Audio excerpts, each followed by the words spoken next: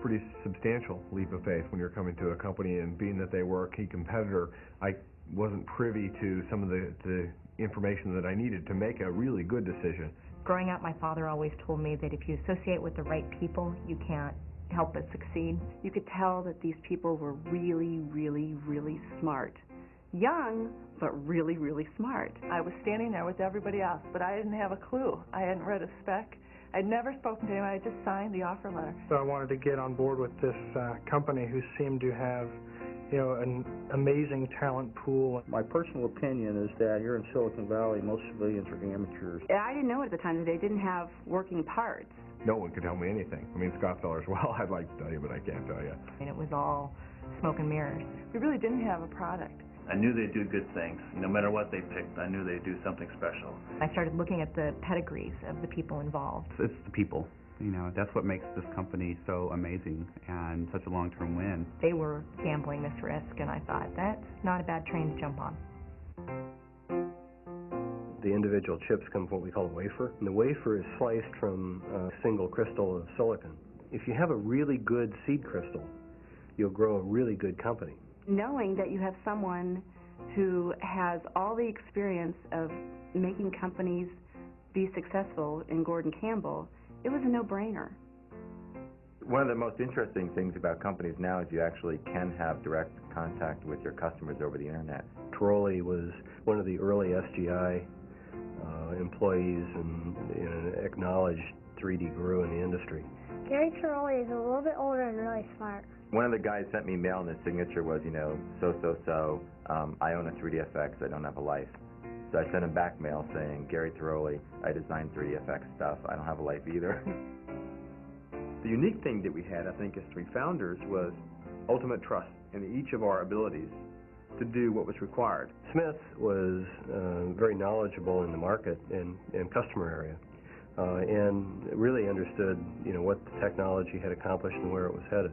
He would always run into the most, subtle computer errors that would just totally frustrate him. I've got a 120-page business plan, and now my machine crashes, it won't load it. I'm pretty good in technology, so they would come to me with ideas and say, this doesn't make any sense.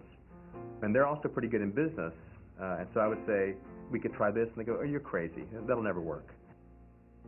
We're living the dream of starting a company and having it be extremely successful, producing products that customers, write in and say, you've changed my life. I mean, that is extremely satisfying to all of us.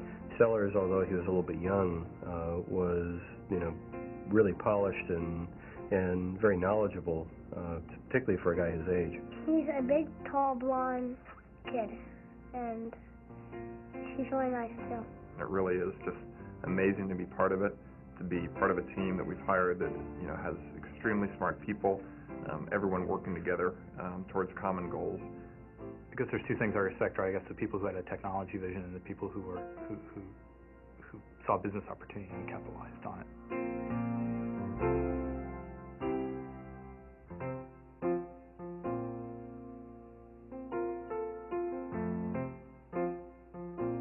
I was in the aerospace business. And one day, one of my clients, which was MIPS Computers, which built the RISC computing chips that were in Silicon Graphics workstations, they offered me a job to quit consulting and come on board there. Well, MIPS ultimately was acquired by Silicon Graphics. And at Silicon Graphics, met a guy there who shared my passion for the fact that the PC was going to emerge as this new platform for 3D graphics. And he introduced me to Gary and to Scott. They were in the process of spinning off a company from Silicon Graphics called Pellucid. Pellucid was founded on the notion of taking 3D graphics from SGI style graphics from the workstation down to the PC. Midway through our experience at Pellucid, which ultimately was acquired by a company called MediaVision that built sound cards and care less about 3D graphics, this crazy guy came in from this video game company. His name was John Passerb, and this guy said, have you guys ever thought about doing a product for video games? And we said, why would we do that? We're in the design market. We build serious computer graphics. And MediaVision really wanted us to focus on very mainstream 2D Windows accelerators. I kept this passion for 3D to the point where the president of MediaVision finally told me, Ross, if you don't quit talking about 3D, I'm going to chop off your hand. It seemed like I had limited career options there. I think Ross was the first to leave, or were you the first to leave? I was the first to leave. And so Herb and I go to this trade show. We have no idea what this is all about. And we'd always been, used to SIGGRAPH and Comdex, and now we're in this coin-op show, and very, very bizarre. And this was the trade show where Sega was launching Virtua Fighter. And we're looking at, the kinds of 3D they were doing and thought, hey, we can do this. My wife said, you guys just stop talking and go do it. So meanwhile, we're out pitching all these other people about funding this 3D graphics company and doing consulting work on the side and all this stuff. And meet this guy, Gordy Campbell. Well, I was actually about a year into Tech Farm, and Tech Farm specializes in working with new startups. Tech Farm was about as small as we were at the time. Yeah. I mean, they were sharing office with this networking company called the Land Guys. I mean, they were a hoopty company just like we were. I was interviewing a marketing candidate for another company called Exponential, and the marketing candidate was Ross Smith. Ross was sort of not too excited during the interview. And I guess I was saying all the right words, but he could tell that I didn't have a passion for going out and trying to sell microprocessors. He just didn't have his heart in it. And Gordy at the end asked him, what does he really wanted to do? And Ross told him. So I called Scott, and I called Gary. Gary lives in Boston, and meanwhile, he and Scott had been working on the chip simulator. So I said, hey, I've got this opportunity. We might be able to get funded through this guy I just met, Gordy Campbell. And so I goes, stop what you're doing and let's try and do a demo. We were extremely impressed with Gordy.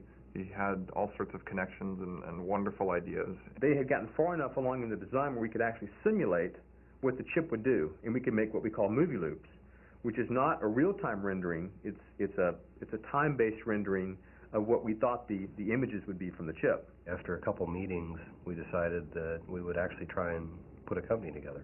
And so that was kind of the beginning of the quest for money.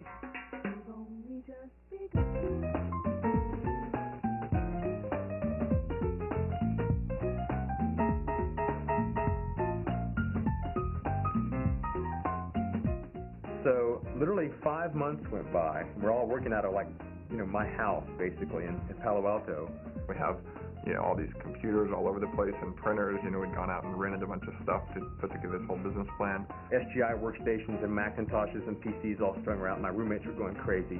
I flew back several times back to Boston, and Caroline, Gary's wife, would feed us, and it was a wonderful place to work. And suddenly it was Thursday, and Gary said, we are going outside today. I said, what? He said, we haven't gone outside all week. It took 6 months of working back and forth with Ross to get the business plan to where it made any sense. First, we're going to build PCs for the arcade market and use this technology to do it.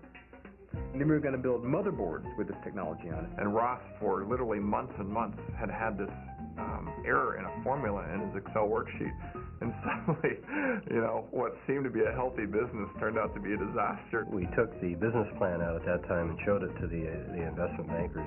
Within 30 days after we started pitching, we were funded. And they loved it. And every round of financing we did after that, and we did 3, was a complete sellout.